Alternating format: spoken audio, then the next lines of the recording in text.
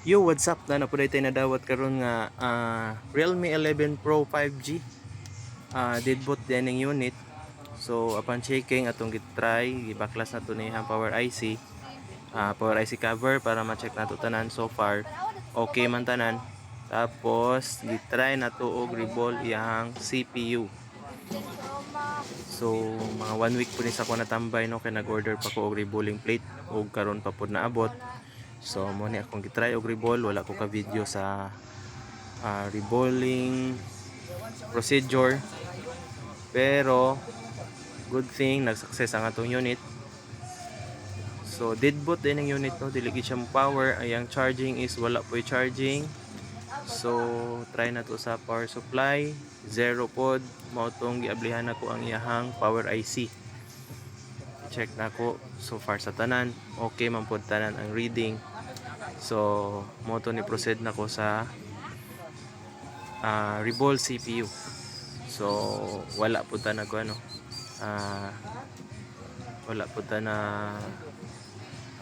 sayop sa atong trabaho kay naulian gid ang unit sa CPU reball. O gitry na ko siya diri, so wala pa nako na try sa tanan gid niyang kuan kay nalimtan daw sa tag-iya ang password. So mao ning ako na lang siyang gi-format.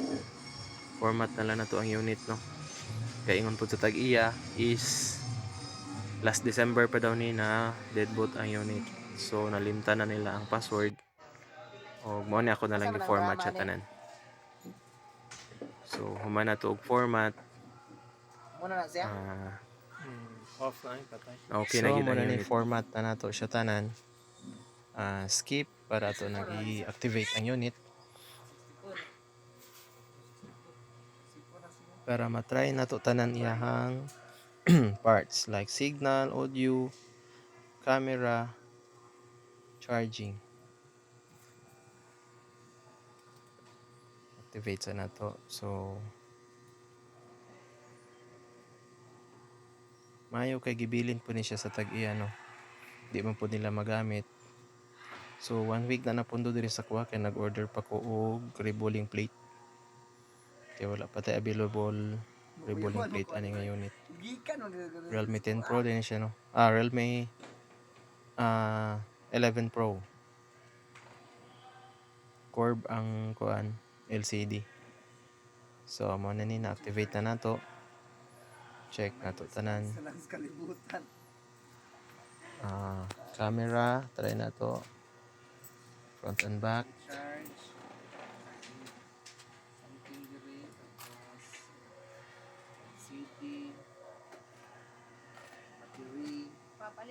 Check na to ang audio sa SIM card ani no. Wi-Fi ka-connect ko na siya sa Wi-Fi, connected na siya sa Wi-Fi. Try na to. Okay. So every time mag-reball kong CPU ako ginang gina-check tanan. Charging, Wi-Fi, signal, og audio. So okay na tanan no, and thank you. God bless.